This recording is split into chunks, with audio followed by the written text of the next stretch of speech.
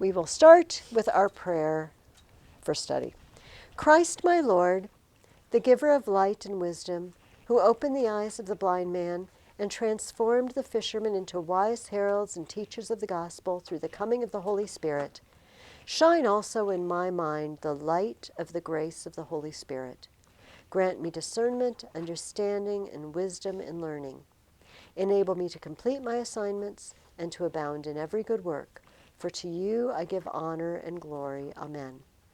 Most blessed Lord, send the grace of your Holy Spirit on me to strengthen me, that I may learn well the subject I am about to study, and by it become a better person, for your glory, the comfort of my family, and the benefit of your church and our nation. Amen. All right. You know what? I know Preston is missing, but it was time to start. But I also just remembered that my phone went off. I got a text. Oh, except there's the door. Hold on.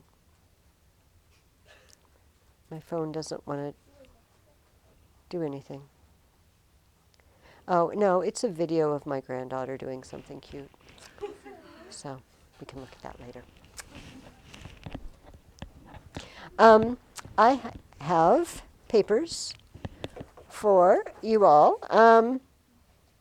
I very much enjoyed, yes ma'am, oh, thank you. I very much enjoyed the different themes you guys found. Because not everybody wrote about the same thing. Some people came up with one that was not in the sample list, which I told you didn't have to be in the sample list, because I feel like it's a massive book, right? And there's a lot that he wants to tell us. And how do I want to say this? I don't mean, do you know how Aesop's fables have a moral? It's just painfully obvious what the moral is. So the tortoise and the hare, you're not supposed to be a slacker and nap because you think it's in the bag, right? Or the grasshopper and the ant, don't be a slacker and not get ready for the future. That's the whole point of the story. I don't think Herodotus is writing Aesop's fable, right? He didn't write this entire history of the Persian Wars just to teach us to be content, or I'm trying to think of, that was the one that was on top, or other things. However, those things crop up. I do think it has themes. And so I just really, it was entertaining for me because not everybody chose the same thing. That makes life fun for me to read the papers. And I don't think I really, maybe some small grammatical, but I just really, here, I know, here, Emma, I'm standing next to Emma. Maybe I can do the ones people I'm standing next to.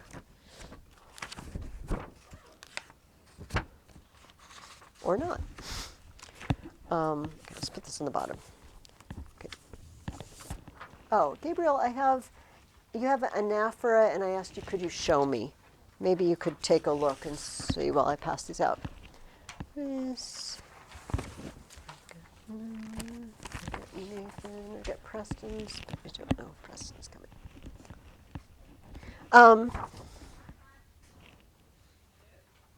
Hello? Just a second. Yes, back here at the bottom. I'm Patty, next door at the embroidery shop. Just in case you guys are wondering if you've got more people coming, why all of a sudden we moved up here in front of you. Oh. Because we're getting ready to put a utility truck to redo the pole. It's fine. As long as people can get in and out. But that way you guys know, or if somebody comes over, how the maps park in front of the fence, because they're going to be back in the utility truck. Okay, I think everybody I got back with it just, it's like ran out of class. People just dropping things off and leaving. Okay. But, But yeah. that way you Okay. Thank you very much. Thank you. Hope they get done soon. Yeah, I think it's going to be later this evening, but the truck's coming in here. In the next Okay. Thank you again. Did you find your anaphora? I did. I think I might have done it wrong, though. What, can you read it to me, what you think it is? So maybe we need to redefine it. Greeks a lot of the time before the sentences, but I remember what you said now about the putting the as the anaphora. So I don't think that. Okay, so maybe you didn't do one. You might not have done one. Yeah, and just also, the purpose of anaphora is emphasis. So, for example, if I was just telling a story about people running a race, I might say, the runners all lined up at the starting place. The runners started running when the gun went off. I don't know how they start races now. The runners were all really tired by the time they got to the end. That's not really emphasizing anything. It just sort of, I happened to start 3 sentences with the runners. It would be technically anaphora, but it's got no purpose. But if I did this, the Persians were confident. The Persians were aggressive. The Persians were out for revenge. You see, and now I've really kind of hammered it home. It's sort of like the relentless marching of the Persians towards Greece, right? So starting off, so any time you repeat the same intro, it's anaphora, right? But it shines when you're repeating something you really, really want to emphasize. Does that make sense? So if you're writing something, you say, you know, this is a key character, or this is a key moment. You know, that might be where you try to put your anaphora. But I'm not going to be picky. If you do the repetition, then you've done anaphora. But the doesn't. The isn't really a word. I mean, it is a word. But in general, it doesn't. The articles don't really count for anything. So word count, or they used to not count the articles. I think Word documents do count the and an, but when I was young, you didn't. Okay, anyway, that's enough of that. Sorry, I'm rambling.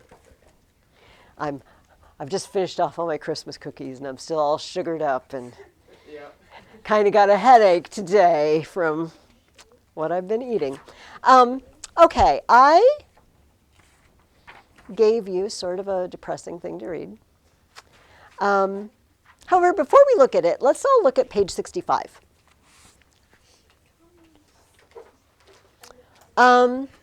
It is columns. It is this lovely.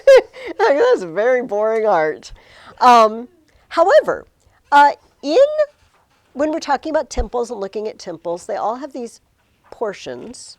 We've also actually talked about some of these sections, and I haven't really used the right terms for them, I don't think. So I thought it would be worth just looking at some Greek architecture today. There are 3 main types of columns. And I challenge you, when you are driving around town, to see what kinds of columns you find. Many buildings use columns and basically the form of a Greek temple. As a matter of fact, I was looking, if you're interested, I was going to get this printed out, but I didn't. I looked up, what was it? It was the Supreme Court building. It's a Greek or Roman temple. I mean, you just look at it. The Lincoln Memorial building. A lot of buildings in Washington, D.C. A lot of state buildings at the capitals. But there are buildings around the Quad Cities. In fact, the church that we used to meet at, the last couple of years had columns. So I just, maybe if you're really diligent, you can do a survey of the Quad Cities over the next week and which kinds of columns you see most often. The one on the left is very plain, as you see. It's called Doric. Doric are the Spartans, right? The people from the Peloponnese were a Doric people. So this was their kind of column. The columns are fluted.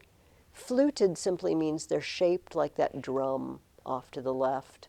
They've got the surface of the column is like this. It's not perfectly round. Then the one in the middle is Ionic. We talked about the Ionic Greeks, right? The ones over in Asia Minor, with the curlicue, right? the column top has a volute, a scroll.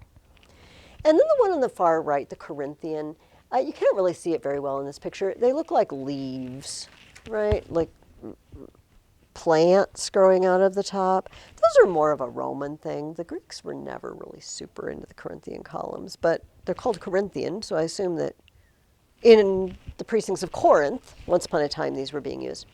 Then the parts that are above, so look at the Doric column. Well, look at all of them, all three. Number 5, it says the architrave. There is a section above the column that separates the column from what comes above. 6 is called the frieze, not spelled like I'm really cold. It's got an I in it. This is the part that has decorations in it. Statuary carved in. This is the part, oh, I guess I haven't talked to you guys about that yet. Never mind. Forget I said anything. Many temples would have a section of scenes of various things, often related to the god whose temple this is, carved around the top. So these are things that are common to all temples. I wanted to show you this because we're going to be looking, I'm going to bring in some pictures of temples. Also, very soon we're going to be approaching the time period when many of the temples, including the Parthenon, were being built. This time between the Persian Wars and the next war that we're going to read about is when all these were built. Okay, that's it. That's my temple talk. For next week, before we just launch into Oedipus, for next week, I would like you to read the other 2 plays. The order they come in time is Oedipus et Colonis, which is the last one in my book, and Antigone, which is the first one in my book. But if you want to read them in the order of what happened in this family, that's the order to read them in. They're arranged in this order in this book because that's the order they were written in. So read those 2. And just because we're getting ourselves back into normalcy, which can be hard, I am just giving you a summa.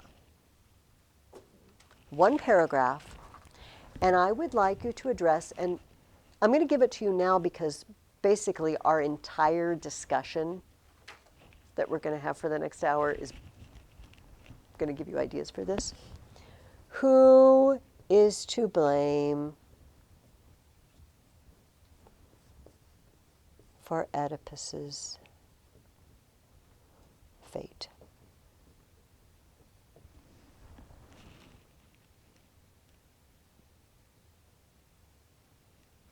Here's what I'd like you to do with this paragraph. I'd like you to either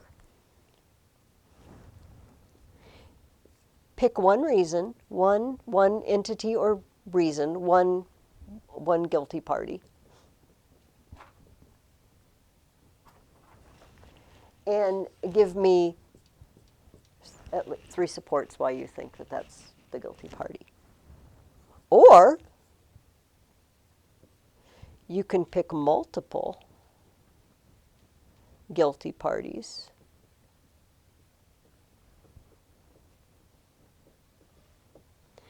and support each one with 1 or 2 reasons.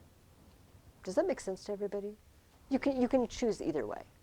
If you say, you know what, overall I think I'm blaming the gods, or I'm blaming Oedipus, or I'm blaming his parents, and just tell me why. Or you can say, you know what, there's enough blame to go around here. I think this party has a share of the blame because of blah, blah, blah. I think this party has a share of blame because of blah, blah, blah. I would like to see P1, P2, anaphora, and erotema, which, remember, is just a rhetorical question. We won't add anything new. That's 1 paragraph. And bonus points, except there's no bonus points, but it would be awesome if you included a quote. Super bonus. Include a quote from the play. That's it. Just the one. I say 250 to 300 words. If it goes a little longer than that, that's okay, because this is kind of a big topic. But it probably shouldn't be less than that. Surely there's enough to talk about. Does this make sense to everybody? Are we good with that? Okay. Also, since I'm asking you to read 2 plays, I thought you could write something shorter. All right. So I'm going to open to the questions.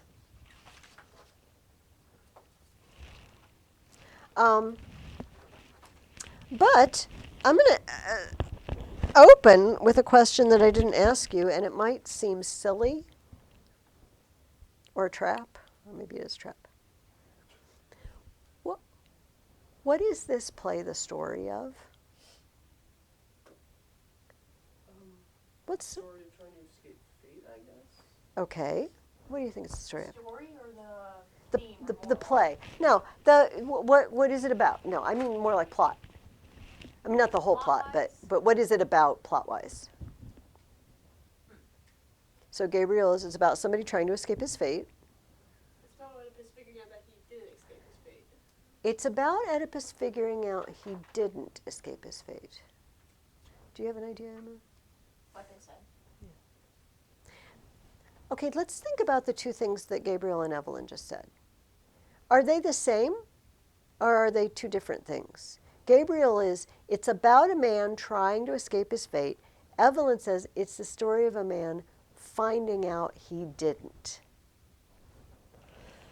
I'd say it was about Oedipus finding out his fate, or the fate that has been unraveled. He didn't know about any of this, so he's not technically trying to escape fate. Except he did know it was destined, which is why he left Corinth. Right? He found out, he went to the oracle and said, you're going to kill your dad and marry your mom. Okay. No, I'm not. I'm going to run away from home. I'm going to leave home and I'm never going home again. If we're talking about what happened in the play. Yeah. Oh, yes, If yes. we're talking about all future events. Preston, oh, thank you, Preston. I've got a paper for you too. We are just talking about what Oedipus the King is about. Oh, wait a minute. I'm giving you my Latin notes, which you probably don't want. So is there a difference between the story of someone trying to avoid something and the story of someone finding out they didn't? Is there a difference? Do you think those are the same thing, or do you think they're different? I think they're 2 different things, but they can coincide with each other. Okay. You couldn't have one without the other, right? You could, but it'd be a boring story. It would be a boring story. We have to have a guy who's tried to escape for him to find out. So given, if those are our 2 choices, which one do you think describes better? The story of a man trying to avoid his fate, or the story of a man finding out that he didn't? The second one, I'd say. For the story alone, yes. Yes, for this story alone. Sometimes it's hard to separate what just happened in this play as opposed to the whole, his lifetime story, which, again, the audience at this play would have known. They knew everything. It wasn't a shocker. Oh my gosh, what did he do? Yeah, we all knew that at the beginning. So if this is the story not of a man who killed his father and married his mother, but the story of a man finding out he did it, and it's too late to do anything about it.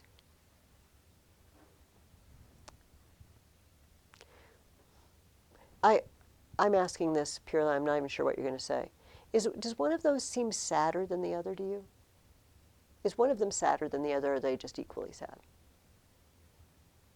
Trying desperately to avoid your fate versus discovering, shoot, I did what I didn't want to do. Maybe the first one, because the second one kind of like, you get some sort of conclusion. Whether it's Okay. trying, you get all these points in the story, and it's like a desperate struggle that might. I feel like this is purely opinion. Oh, no, I'm asking for opinion. Okay, good, So- I'll give you opinion. So in Emma's opinion, let's see if I am hearing you correctly. So in Emma's opinion, the finding out and getting that closure, this happened, it's done, is a little better than just that endless, oh, I hope I can avoid it, I hope I can avoid it. It's kind of open-ended. The I hope I can avoid it, the first way. Is that what you mean? Or did I don't not even know what repeat? I'm saying myself. No, that's fine. That's fine. I always want to make sure that I'm saying the same thing. I was saying the struggle would be show a little more emotion than the fall. Oh, okay. Oh, so you think that would be the struggle is sadder? Okay. Okay. Right. But again, purely up to opinion, because then upon finding out, his mother kills herself, and then Oedipus stabs his eyes out. It's not good. I'd be like, yeah. I feel like his pain is drawn out when he's trying to avoid it, but then everything's just thrown on him when he figures it out. He doesn't get time to just think about it. It just kind of happens. It really, the barrage of messengers in this play, just boom, boom, boom. He finds out this. It's just unrelenting. Gabriel, what were you going to say? I was going to say, the second one might be more tragic because in the first one there's at least still hope that he can avoid it if you think about it that way. Fair. That is true. He's been living on the hope that he's taken every step possible, right, to make this not happen, and believing he's been successful. And suddenly it comes on him in a day. And I thought about this when I was already in bed last night, and I was too lazy to get out of bed and go get the book and put it on my shelf, so I didn't bring it. But Aristotle wrote tons of stuff. And one of the things he wrote is called the Poetics. I think I mentioned this. And it's about poetry, which for him included drama. It was a form of poetry. And he said, when you have a tragedy, when you have a play, there are certain things that should happen. He said, one of them is, what happens on the stage should take the same amount of time that it would happen in real life. For example, we would never have a play, according to Aristotle, about someone's entire life. You wouldn't show them as a young man, you wouldn't show them in middle age, and you wouldn't show them in old age or something like that. Because he said, well, it's not believable. We need to believe that everything you're seeing could happen on stage. So, for example, Agamemnon. We might not totally believe that she could see the flares and then he could come just a couple hours later, right? It kind of breaks that continuity a little bit. But the one, the middle one, where Orestes kills her, the libation bearers, that could all happen. You know, say this play lasts an hour and a half. That could all happen in an hour and a half. I would believe that. And so Aristotle said Oedipus the king, I'm going to talk about that title in a minute, is the perfect play because it all happens right in front of your eyes, right? All the messengers come, the timing is such that everything happens in that time frame, and that the plot just never slows down, right? Okay, so my book calls it Oedipus the King. Probably yours does too, because I had you get this translation. May I erase this?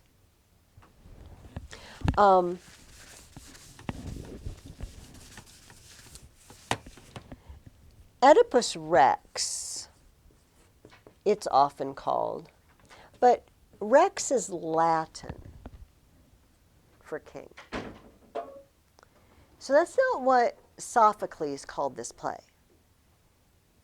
What he called it was Oedipus Tyrannus. Tyrannus would be the Latinized. Oedipus the tyrant. Now, we talked about tyrants a little bit already. Pisistratus was a tyrant, and he was a little shifty, and he did the whole beautiful woman in the chariot thing, and the somebody please beat me up so I can pretend I'm in danger and can get a bodyguard. But once he was in charge, he didn't do half bad a job governing Athens. When we say tyrant, we usually think really horrible person. And there were tyrants. They were ancient Greek tyrants that were terrible people. But it's not what it means. Does anybody remember what we said tyrant literally means? We ran into tyrants left, right, and center in Herodotus, I feel like. And he was the tyrant of Samos, and he was the tyrant of... It's like not necessarily like tyrant doesn't mean like you're a bad person. It just means like you don't get kicked out. Well, not necessarily. You seize power. Yes. Someone who seized power in some sort of illegal or irregular way. Who has like sole control over the government. And has sole control. And they might do a really good job at it. But the fact remains that they're not really supposed to be in charge. So, knowing that, what makes Oedipus Tyrannus? What would make him, according to the definition of tyrant? Killing his father. Okay, he killed the king to get the throne. Now, did he do it for that reason? No. Why did he do it? Because he's just mad at him. He was mad at him. He was mad. He lost his temper. They were rude to him, and he started whacking. But he had no idea it was going to lead to him being king.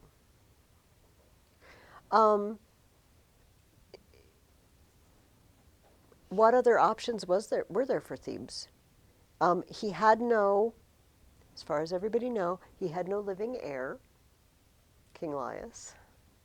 Who was going to be king next? Who should have been king next? I mean, technically, Oedipus should have been king next, because he's the heir, but nobody knows it. I don't even have an answer to that question. We're going to find out that Creon, and we find out at the end of this play, Creon is going to take the reins of power when all of this goes down. So he didn't come to rule by legal means, because nobody knows he's actually there. Is there anything about Oedipus that strikes you as tyrannous in the other sense? Is he a tyrant at all in a bad way?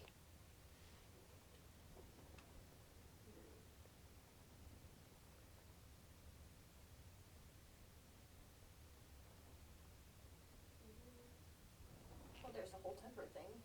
Okay, first of all, there's a temper thing. One exhibition of temper has happened before this play starts. He's killed a group of people, apparently only one survivor. Unclear how many were in the party, but only that one guy who got back and found and saw who was on the throne and recognized him and said, yeah, I think, can you just give me a gig as a shepherd somewhere out in the middle of nowhere? I recognize him, he might recognize me. Does Oedipus show any other sort of temper? Well, let's talk about how we first meet him. Let's talk about the way he is when we first meet him in this play. Very first lines come from Oedipus, and he says, "Oh, my children, the new blood of ancient Thebes, why are you here? huddling at my altar, praying before me with your branches wound in wool. This is a odd sounding thing, but it's I'm begging a boon. I'm a suppliant. Branches wound in wool. He helps the priest to his feet. Speak up, old man. Your years, your dignity. You should speak for the others. Why are you here and kneeling? What preys upon you so? I'll do anything. He says, I'm ready to help. I'll do anything. I would be blind to misery, not to pity my people kneeling at my feet. Foreshadowing. Would be. I'm blind. I would be blind. I would be blind not to see you all begging for help and not to want to help. And so the priest replies, there's plague, there's death, women are miscarrying babies, things are not well in Thebes. And they say to him, this is between 60 and 65 lines, the omens, he says, oh, raise up our city, set us on our feet. The omens were good that day you brought us joy. Be the same man today.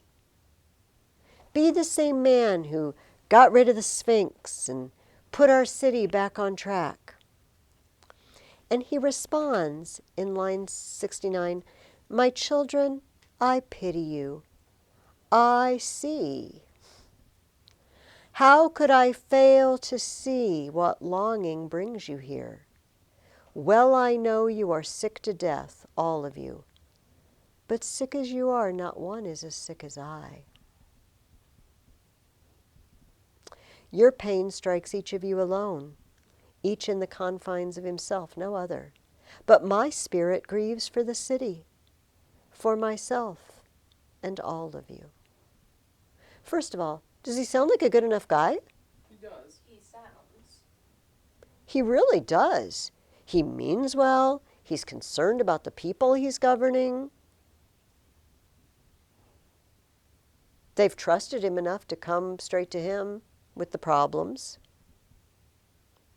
And he says, you know what? I'm already on it, because I already sent Creon, my brother-in-law, also happens to be his uncle, but to Delphi to ask the oracle what we need to do. And here he comes now.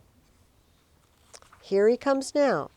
And Creon says, here's what they got to do, line 113 or so. Banish the man, or pay back blood with blood. Murder sets the plague storm on the city. He says, whose murder? Whose fate does Apollo bring to light? Our leader, my lord, was once a man named Laius, before you came and put us straight on course. Oedipus says, I know, or so I've heard. I never saw the man myself. Well, he's not Oh, technically not lying. it breaks your heart, though. Oh, buddy, you have.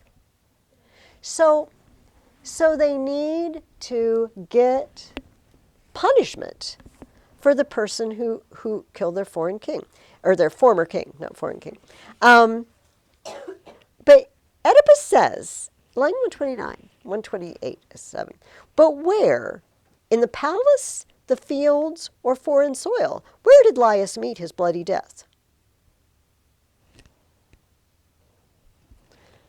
The intro to this play says, many years have passed since Oedipus solved the riddle of the Sphinx and ascended the throne of Thebes. Been that long. Mm-hmm. And he asks, well, where did he die? What's the circumstances? What do you even know? Well, okay, that strikes Emma as odd because why he needs to know, maybe. But does it strike anybody odd in another way as well?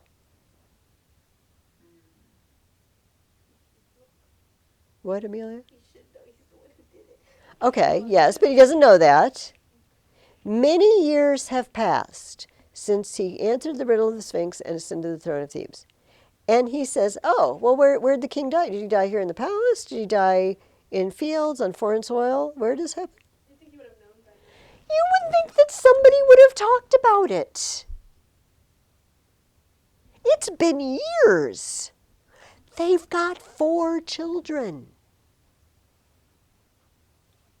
And he never asked, yeah, your former husband, how'd that happen? How'd you guys find out he was dead? The kids never asked? What happened to your former husband, the former... Seems like a sore subject to talk about. Well, perhaps. Well, at least for the royal family. And maybe I'm making too big a deal out of it. Nah. But it seems odd. So he's, for the first time apparently, asking, so what's the deal? And they said, well, he went to consult an oracle and he never came home again. Oedipus says, no messenger? No fellow traveler saw what happened? Someone to cross-examine? No, they were all killed but one. He escaped and could tell us nothing clearly, just one thing. And his one thing was, he said thieves attacked them, plural. A whole band, not single-handed, cut Laius down. Right. So this is his hope. Yes. Why might he have said that? Because if the guy who killed the real king was in power, he doesn't want to get found out. He doesn't want to get found out. It's like, oh, okay, I'm going to make some story. I don't want this guy to know that I know. All right, I'm sorry. I'm totally ignoring the fact that I asked you questions. I just now remembered that I asked you questions. All right. So we basically answered the first one, right? We know the problem, plague and sickness, and Oedipus's attitude is very kind. All right. Actually, that's the only question I blew up. Nice. So Creon says, oh, you know who we need to talk to? We need to call Tiresias. Tiresias is the seer. He's the prophet of Thebes. And if anybody knows what we should do, he's good. So I've consulted Tiresias, Creon says. I'm bringing him in to find out. And Oedipus is still on it. Oedipus says, on line 270, I order you, every citizen of the state where I hold the throne and power, banish this man, whoever he may be. Never shelter him. Never speak a word to him. Never make him partner to your prayers, your victims burned to the gods. Never let the holy water touch his hands. He says, I am the king now. I hold the throne that he held then, possess his bed, and a wife who shares our seed. Why, our seed might be the same. Children born of the same mother might have created blood bonds between us. So I will fight for him as if he were my father. Yeah. So Tiresias comes in. And does anybody remember, this isn't what I was going for with these questions, so I think feels safe to ask this. What information, what intelligence does Tiresias deliver?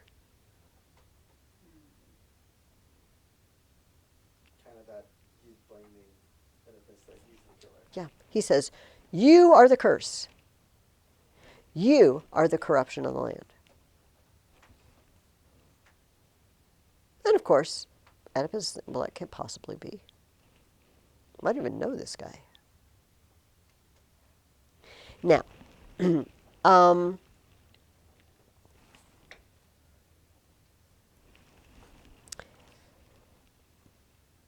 Tiresias comes up and he says, yeah, I'm going to take a pass. I don't really want to say anything about this issue. Oedipus says, what? You know and won't tell? You're bent on betraying us, destroying Thebes.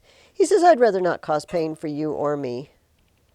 So why this useless interrogation? You'll get nothing from me. Oedipus, nothing? You scum of the earth. You'd enrage a heart of stone. You won't talk? Nothing moves you? Out with it, once and for all. Tiresias says, you criticize my temper? unaware of the one you live with? You revile me? Oedipus says, who could restrain his anger hearing you? What outrage! You spurn the city. A few lines later, Oedipus says, oh, I'll let loose. I have such fury in me. Now I see it all. All right. What does Oedipus, no, that's not the question I asked. What does Oedipus accuse Tiresias of? I didn't ask this, but. I guess of being like a fool. Yes, but worse. Here, let's go through the questions. But okay.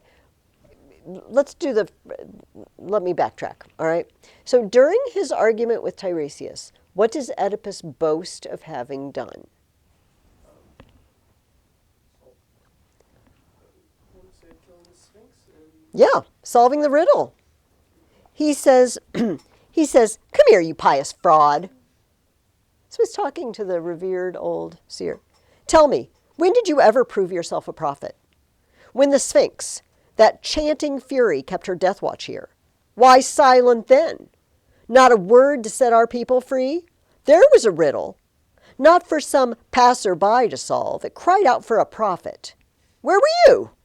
Did you rise to the crisis? Not a word. You and your birds, your gods, nothing. No, but I came by, Oedipus the ignorant. I stopped the Sphinx, with no help from the birds. The flight of my own intelligence hit the mark. What does he place his confidence in? And what particularly about himself? Super smart. I'm the one who solved the riddle of the Sphinx. And Tiresias is all riddling and, oh, you don't know who you... Buddy, I'm the one who solves riddles. Where were you? You didn't do anything to help Thebes. Yes. Just to clear up on that. So Tiresias knows that it was Ophius that killed the king. He does seem to know. And does he know prophecy? I think so. So why do you think Tiresias doesn't want to say? There are multiple answers to this. One is pretty easy, but there might be answers that aren't as obvious. Why does he not want to say, you did it? Well, he's the king. He can do everything to him. Okay, because he's the king and he could have him executed or whatever. He could be mean to him. He could be a nice guy. What? He could be a nice guy. Who, Oedipus? No, Or Tiresias? I don't want to. Yeah, because I don't want to. This is going to, when this blows up, because this is why I think that he does know everything, Amelia, because he doesn't, not only does he not want to get punished for the information for what he says, but he knows the whole chain of events, and when this blows up, it's going to crush Thebes. It's going to crush the royal family. Because imagine, you get to be from the town where your king is the guy who killed his dad and married his mom and had kids with her. And everywhere you go, it's like, I'm from Thebes. Like, oh, you're from that place where that terrible thing happened. It's going to be true for the whole town. It's going to be horrible, especially for Oedipus' family. So, yeah, go ahead, Emma. Maybe he just wants to let fate take its course. Maybe.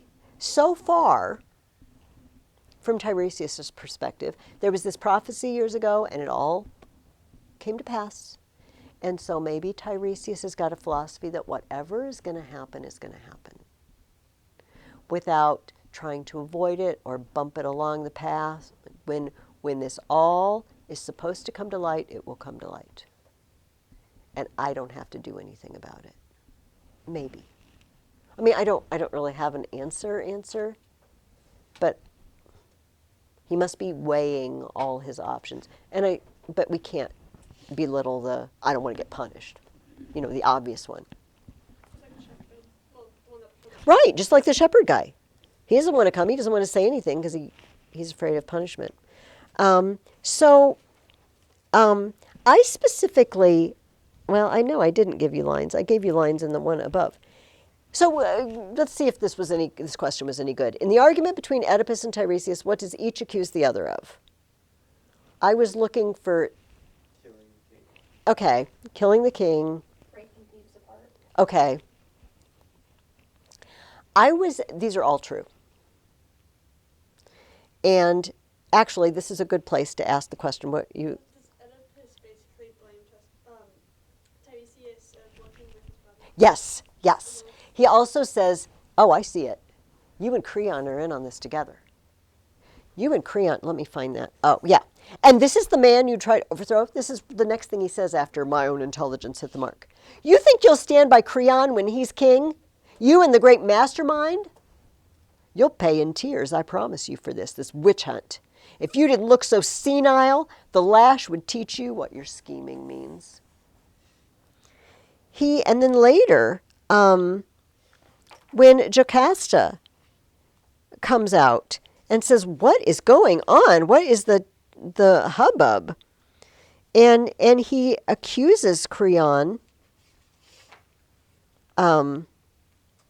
Yeah, this is line 600-ish. He says, aren't you the fool? He says to Creon, you and your high adventure, lacking numbers, powerful friends, out for the big game of empire. You need riches, armies to bring that quarry down. You want to take over. You just want to take over. All right. Stop for a minute, and then I'll tell you more about this question. It has been many years since Oedipus answered the riddle of the Sphinx, and he's been king of Thebes. That's what it tells us for the intro of the play. Do you get the idea that his family's all been on good terms for all these years? Do you get the idea that Creon's been a problem forever? A little bit, yeah. What gives you that idea? I don't know, that he goes straight to Creon. Like, it was a bit of a jump, let's just say that. See, he does go straight to Creon. But what did he just do? What job did he just give Creon at the beginning of the play? The task for going to visit the Oracle of Delphi. Yeah. When he needed to look for somebody to go consult the Oracle, he picked Creon. Are you going to pick somebody you don't trust? To go consult an oracle and find out what's wrong with your city? If you don't want to do it yourself. Maybe, but you think he'd find somebody he could trust. True. I mean, we could go with that he has no one.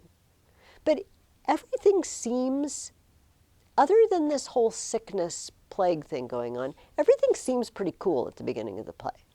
Do you know? Like, the people love Oedipus. They trust him. They come. They say, oh, please help us. You helped us before. Please help us again. Oh, yeah, I'm on it. I sent Creon. Here, let's go back. I like to prove things from the text. Let's go back and see what he says about Creon at the very beginning of the play.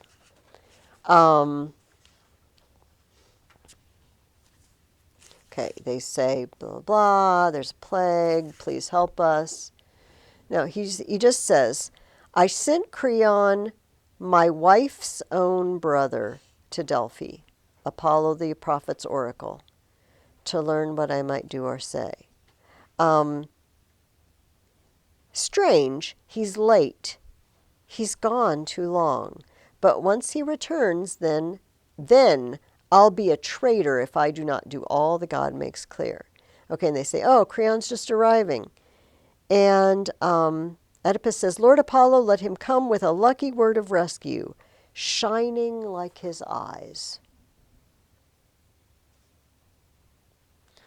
And he addresses him, Creon, prince, my kinsman, what do you bring us? Does he sound like he's got a grudge against him? He really doesn't, but Gabriel has a really good point. He just goes straight there. Oh, I know what's going on here. It's Creon and Tiresias. They're in cahoots. And they're trying to take the throne and the crown from me and all my power. Oh. Maybe that's just his own tyrannical personality. See? But like all the evil kings in Greek stories, their biggest fear is losing their throne. Maybe now that he's gotten like a taste of the high power, he's quick to jump to conclusions. Maybe. Maybe. At the very least, what did we say that he has a issue with that led him to kill an entire group of people at the crossroads? Temperaments. Yeah. He's got anger issues. He's got anger management issues. And he just jumps straight to, yeah, my trusted kinsman. Oh, he's a dirty, rotten scoundrel, and he's stealing the throne from me. It happens so fast. Also, this just occurred to me. Oedipus, right away. Oh, yeah, okay, the murderer. Whoever he is, we're going to banish him. I don't care. I don't care who he is. I don't care where we find him. Anybody. Nobody's allowed to help him, feed him. We're going to banish him. He says somewhere, even if it's in my own family. Okay, so let's go back to this question. All of those things you said about Oedipus and Tiresias, these were true. But it wasn't actually what I was fishing for. So, what... Can you describe Tiresias physically? Old man with a cane. He's an old man with a cane. Isn't he also blind? He's blind.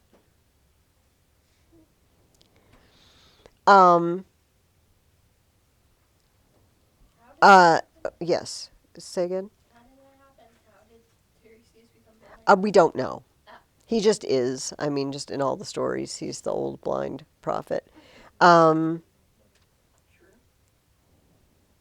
Just a second. Oh,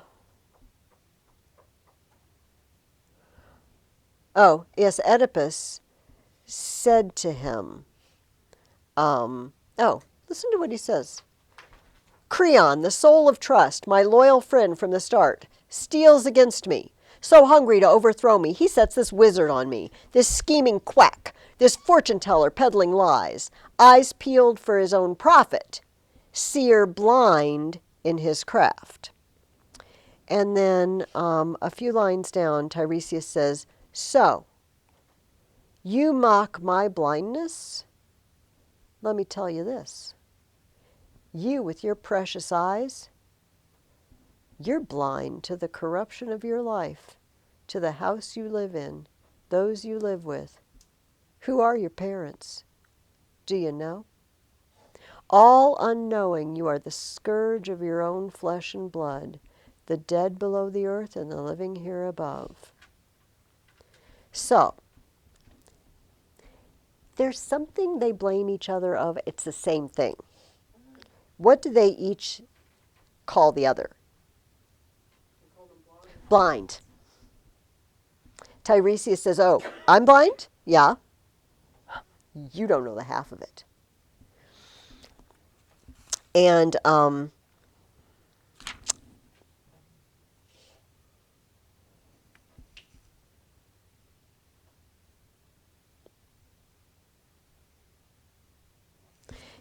so Tiresias unloads it all. He says, revealed at last, brother and father both to the children he embraces, to his mother, son, and husband both.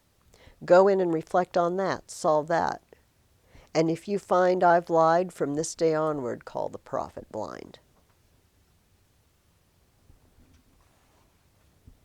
And obviously he doesn't understand. He doesn't know that it's him.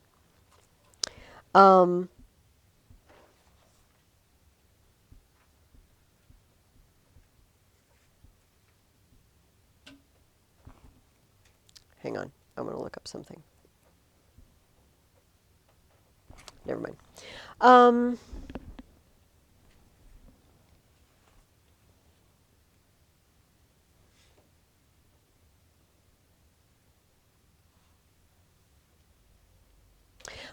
helps Creon react to these accusations.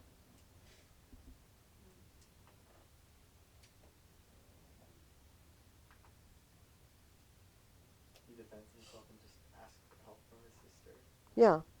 Hey, what in the world are you saying, Oedipus? Why would I do that? In fact, he makes a pretty good logical argument at one place. I don't know if you remember this. He says, look, my brother-in-law is the king and my sister is the queen, right? Right. So I have people come to me. If they want favors, they come to me and they seek my favor because I have an in with the royal family, right? Yeah. I have everything I want. I have all the money and riches I want, right? Yeah. But I don't have any problems, right? Because I'm not in charge. So none of the final decisions rest on me. I get all the glory, power, and wealth with none of the responsibility. Why in the world would I want to switch that up? It's a good argument. It's a good argument. He says, my fellow citizens, I hear King Oedipus levels terrible charges at me. I resent it deeply. If in the present crisis he thinks he suffers any abuse from me, anything I've done or said that offers him the slightest injury, why, I've no desire to linger out this life, my reputation in ruins. I'd rather just die, in other words. He's ruining my reputation. The leader of the chorus says, true. He says there's nothing worse to be branded a traitor. True, but a slur might have been forced out of him. By anger, perhaps. Not by any firm conviction. You know Oedipus. He gets angry.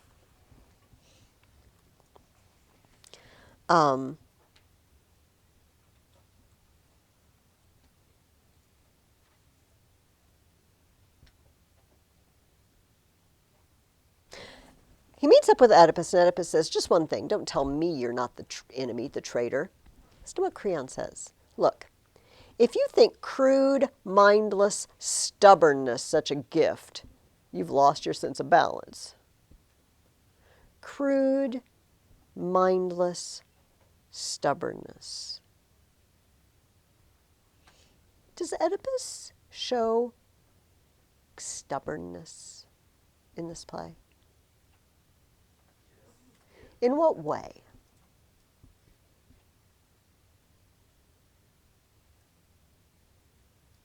He's not backing down from the accuses. Okay, first of all, he doesn't back down. He does not back down from his accusations of Tiresias and Creon. What else does he stubbornly do? He does something that a bunch of people say don't do it. Well, I was going to say he doesn't believe the truth. He doesn't believe the truth when it's first presented to him, but he doesn't have really good evidence. But Tiresias is saying, you are the man. No, I'm not. I have anything to do with it. What does he stubbornly do?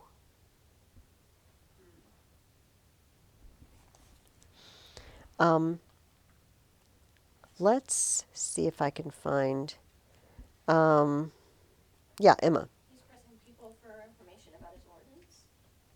I know Jocasta doesn't really want him to do such a thing. A series of people says, don't ask. You don't want to know. Yes, I do. Tell me.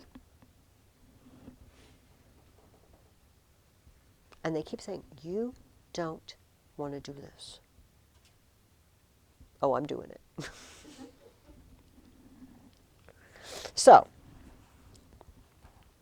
we get, first up, first bit of information that's unsettling is the next question. What information does Jocasta reveal in 784 to 793?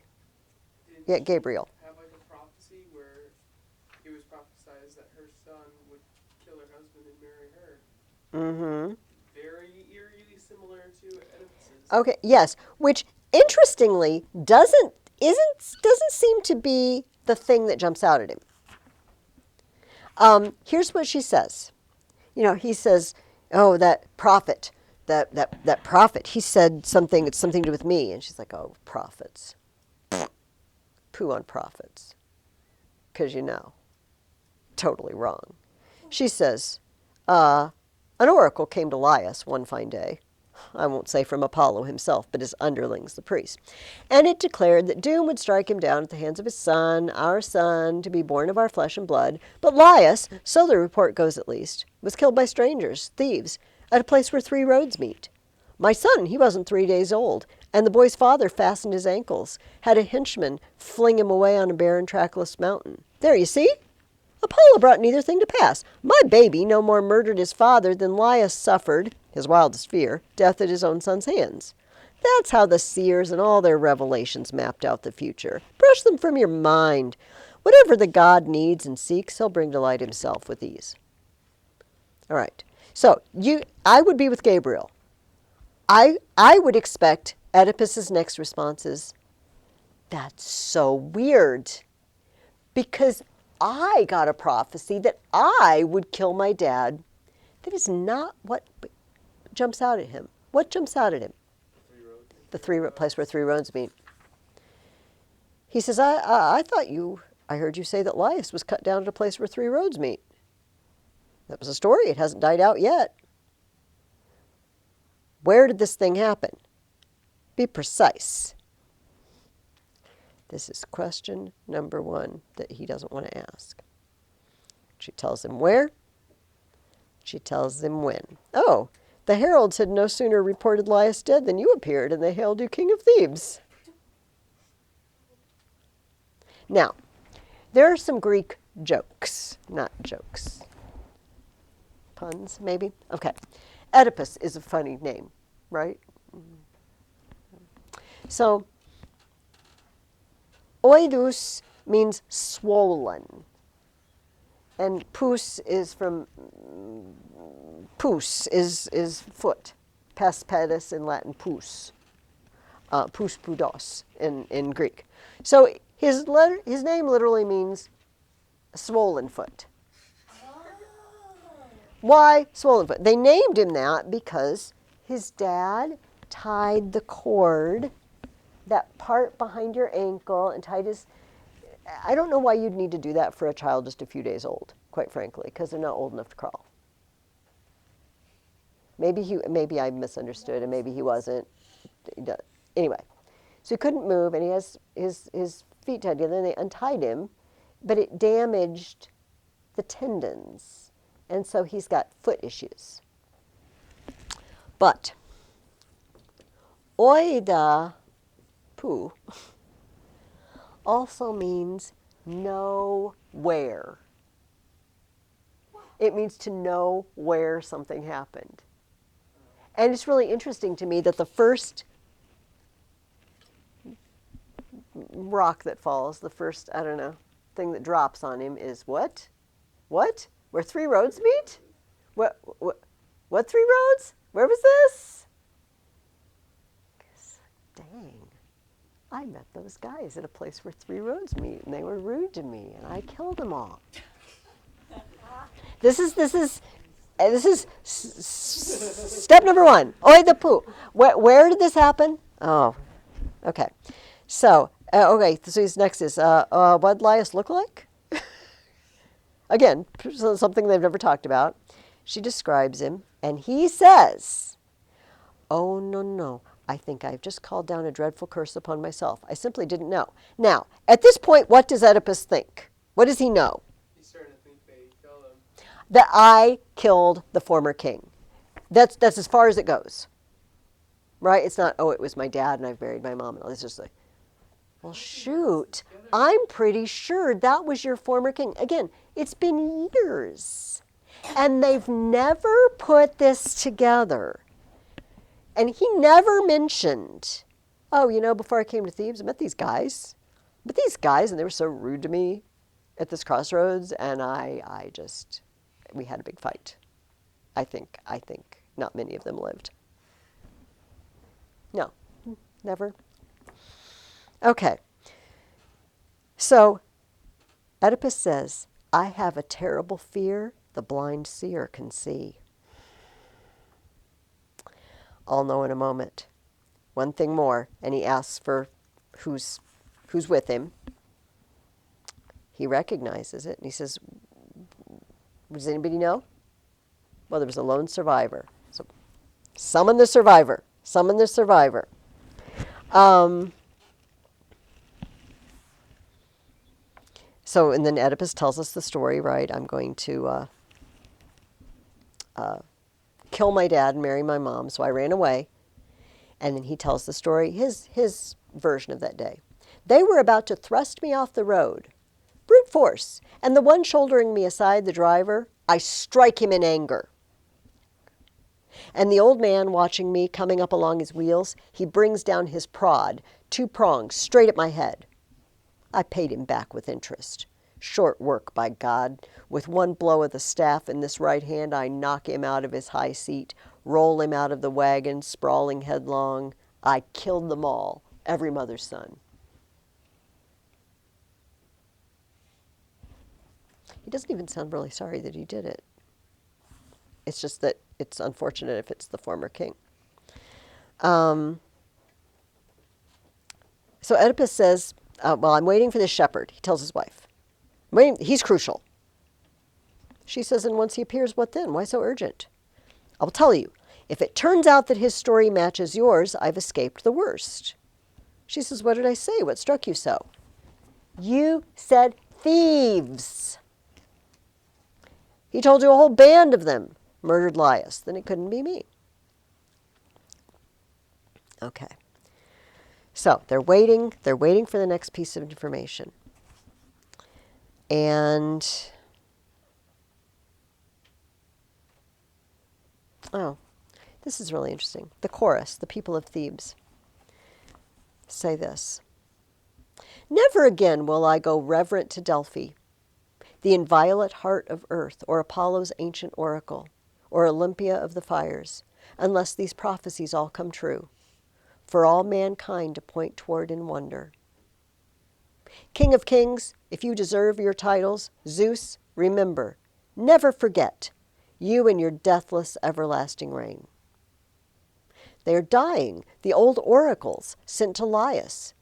Now our masters strike them off the rolls. Now Apollo's golden glory now. The gods go down. If those oracles from Apollo weren't true, what is true? That he murdered his dad. Well, yes, but what's true of the gods? The prophecies are true. They're, well, What they make up is true. he says they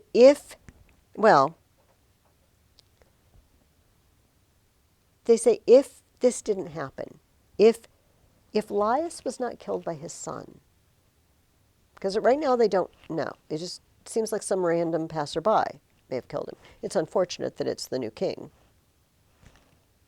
But it wasn't his son. We know that because they threw him out. If they made a prophecy and it didn't happen, then what's true of the gods? They're a bunch of big fat liars. Big fat liars. The gods go down. I'm never going to go consult the oracle. Okay, so while they're waiting for one messenger or one shepherd, another comes in. He's got some news. Does anybody remember what news comes next? He's come from Corinth, by the way.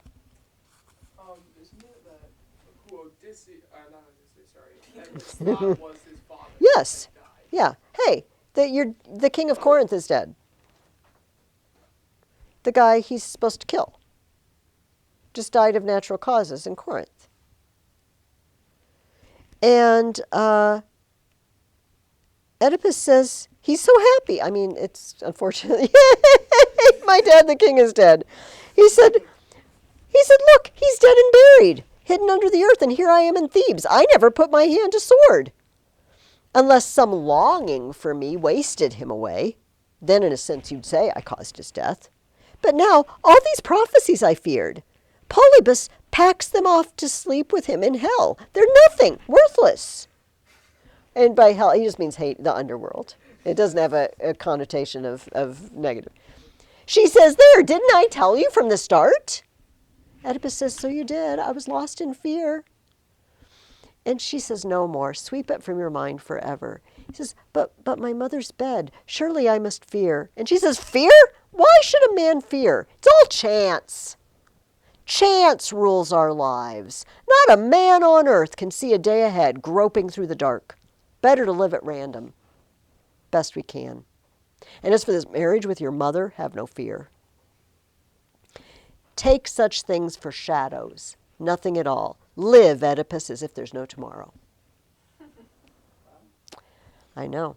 He says brave words, and you'd persuade me if mother weren't alive. But mother lives, so for all your reassurances, I live in fear, I must. She says, but your father's death, that at least is a great blessing. Which again. All right. He says, great, I know, but I fear her. She's still alive. And this messenger says, okay, buddy, who is this woman you're afraid of? The queen, because I'm afraid I will marry my mother. He's like, dude, it's all cool. Don't you know you're adopted? What? What? What do you mean, old man? He says, Polybus was nothing to you, not in blood. So this happens to be the guy who took Oedipus as a baby home to the king and queen of Corinth, this very messenger. But he doesn't know it was Oedipus. He doesn't know it's him. He said, oh, yes, he does know it was him. Yeah, I found you in the wood and they adopted you. He says, when you picked me up, was I in pain? What exactly? He says, your ankles. They tell the story. Look at them. Your ankles were pinned together. I set you free. Oedipus says, that dreadful mark, I've had it from the cradle. And you got your name from that misfortune, too. The name's still with you. Dear God, who did it? Mother? Father? Tell me. The messenger says, I don't know. The one who gave you to me, he'd know. Who's the one who gave him to him? That guy. The guy they're currently waiting for. The shepherd who was the only survivor of the attack on Laius. Oedipus says, who? Do you know him? Describe him. The messenger says, he called him a servant of, if I rightly remember, Laius. And then the stage directions say, Jocasta turns sharply. Oedipus is the king of the land who ruled here long ago? That's the one. The herdsman was his man. Is he still alive? Can I see him? Well, they know best, the people of these parts.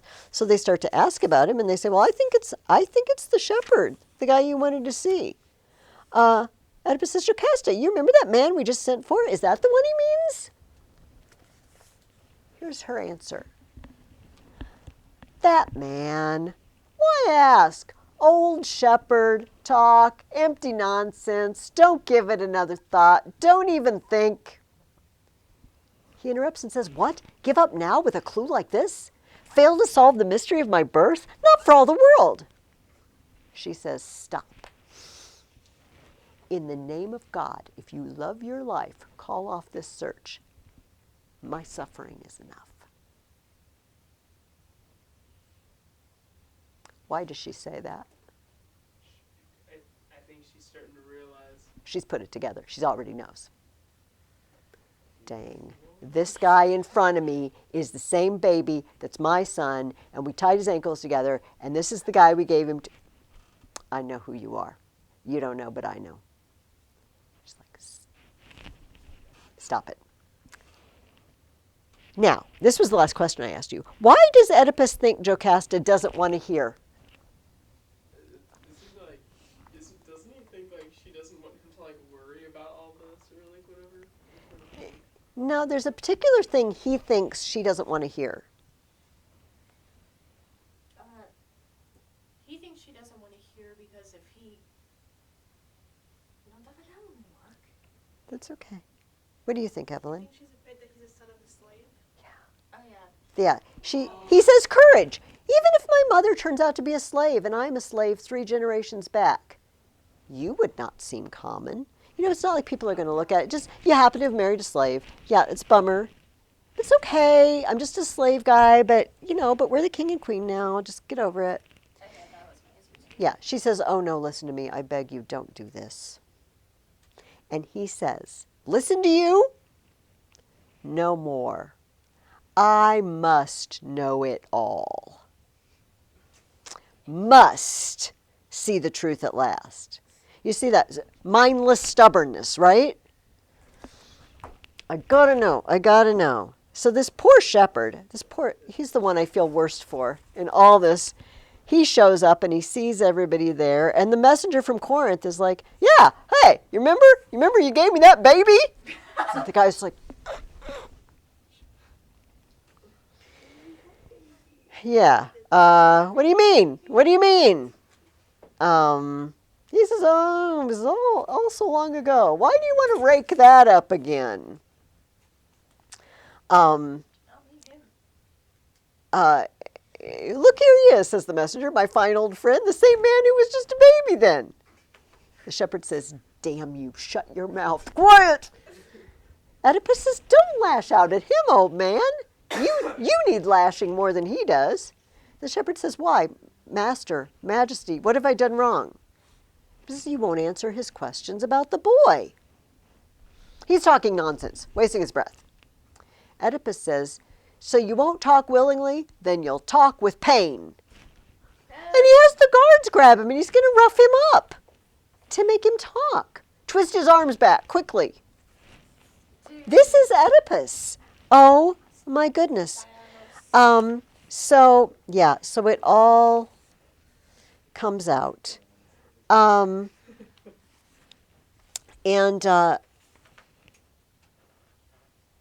Jocasta has already slunk off and committed suicide because she knows where this is headed before this even happens. The chorus says, oh, the generations of men, the dying generations, adding to the total of all your lives, I find they come to nothing.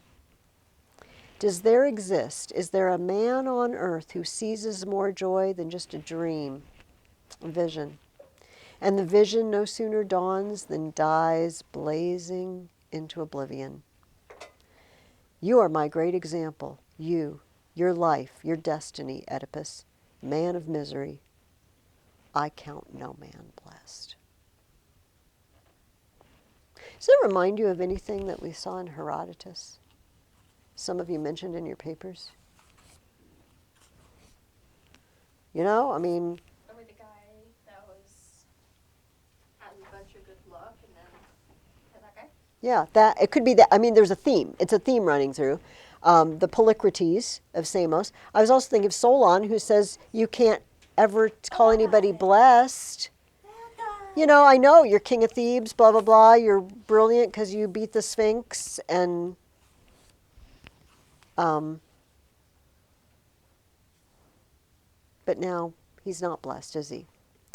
And we mentioned, so he pokes out his eyes. Why does he do that? He says why he does it, but... Didn't he say because he was blind to the truth? Okay, first of all, because I really have been blind. Here, I'm trying to find... Oedipus blinded, okay, is let out by a boy.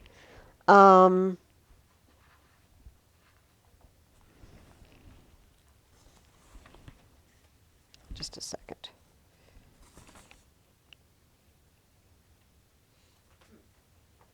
Okay, yeah, line 1470-ish, around there.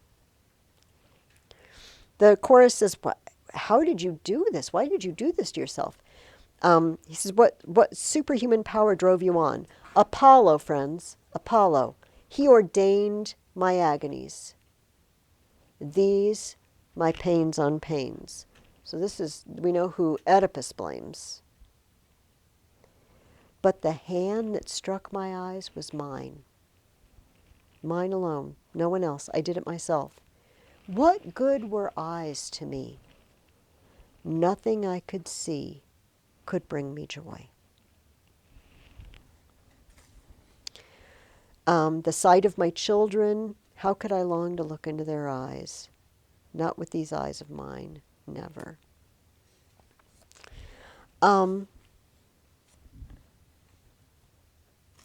So Creon steps in and takes over, and Oedipus changes his tune.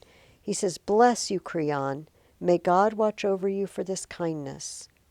Because he's going to watch over the two daughters. He says the sons, they're young men. They can go out and make their way in the world. The daughters are going to need protection. Oedipus says, drive me out in exile. And he wants to hug the children, and then they try to lead them away. And Oedipus says, no, no, don't take them away from me, not now, no, no. Creon says, still the king, the master of all things? No more. Here your power ends. None of your power follows you through life. And we end with this. People of Thebes, this is the chorus, my countrymen, look on Oedipus. He solved the famous riddle with his brilliance. He rose to power, a man beyond all power. Who could behold his greatness without envy? Now what a black sea of terror has overwhelmed him. Now as we keep our watch and wait the final day, count no man happy till he dies, free of pain at last. So I want you to tell me a little bit about who you think is responsible.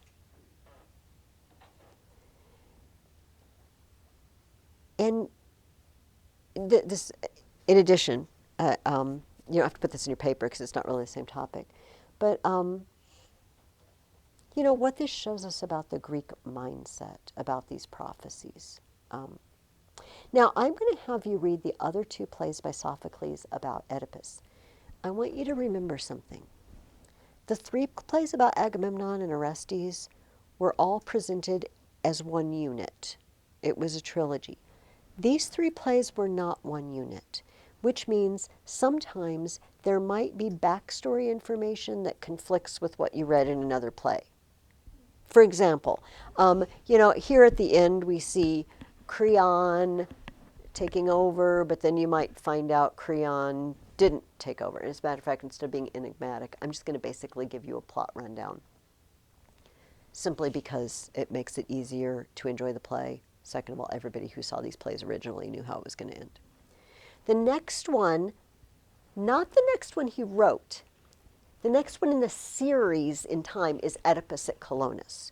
Colonus is a suburb of Athens. It's a grove, a sacred grove outside of Athens. As a matter of fact, it's the grove where they put the Furies, the Eumenides. The grove at Colonus is where they gave them their home. So you might want to remember that.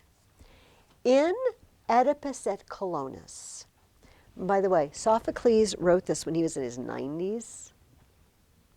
And it was actually performed posthumously. He was already dead when this play was performed. And funny story about Sophocles. His sons took him to court. His sons took him to court because they said they thought Dad was getting senile and they wanted charge of his money. And Sophocles showed up in court, and the story is that he just stood up and read some lines from Oedipus at Colonus. And they happened to be about the disrespect and ingratitude of sons. And so, A, he showed that he's not senile. He's writing a play, for crying out loud. B, sons. And the judge ruled in his favor. In Oedipus at Colonus, here's what's happened. Oedipus has wandered the world with his daughter Antigone. Because, he's blind. He doesn't have a seeing eye dog or anything. So he's got a girl to guide him around. And of course, everywhere he goes, people are just grossed out by him because of what he's done. And so they end up at Colonus, outside of Athens. And apparently, two plot points. Apparently, there's been an oracle back in Thebes that wherever Oedipus dies and is laid to rest, is going to be blessed, that his suffering is eventually going to bring blessing. So everybody wants him now. They want him back at Thebes after they threw him out and didn't help him for all those years. The other thing is, his sons have grown up, Eteocles and Polynices, and now they're fighting over the throne. Eteocles took over, Polynices ran away. He ran off to another town. He's got an army together, and he's getting ready to attack his home to take the throne. And they both want Oedipus on their side because he will bring a blessing. But they didn't do anything to help him all these years. That is the plot of Oedipus at Colonus. I will let you see where he ends up and who takes him in and how he dies. After that is the play Antigone. Antigone is actually the first one Sophocles wrote. It is after the battle between the brothers. FYI, they both die in the battle. And Creon has taken over. This is why I point out it's not a trilogy. Creon isn't such a nice guy in Antigone. He's not such a nice guy. He's taken over, and he's made a law, and it is this. Eteocles fought for his home, and we will give him a nice burial. But Polynices attacked his own home, so we're going to throw his body out for the dogs and birds, and nobody's allowed to bury him. And I will let you find out if their sister Antigone is okay with that.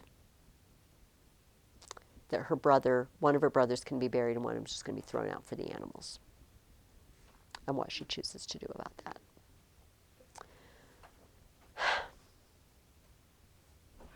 That is all. I know. Wow. Like,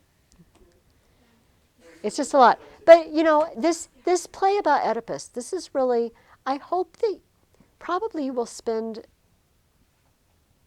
I don't know, the rest of your lives thinking about it, because we as Christians believe in a providence. But we also have this problem that we know that God knows everything that will come to be, but yet we also have free will. And it's very interesting to me that although the Greeks did not understand about the true God, they also felt this tension, right? If the gods know things and say things, then how are we responsible? How should I suffer for doing stuff that I couldn't avoid? How should I suffer for doing stuff I couldn't avoid? And the Greeks are crying out this question, right? Do you have a comment, Emma? Okay. All right. Give me a summa on who you think is responsible for this, or who, multiple. And read the other two plays about Oedipus and answer the questions, and I will see you next week.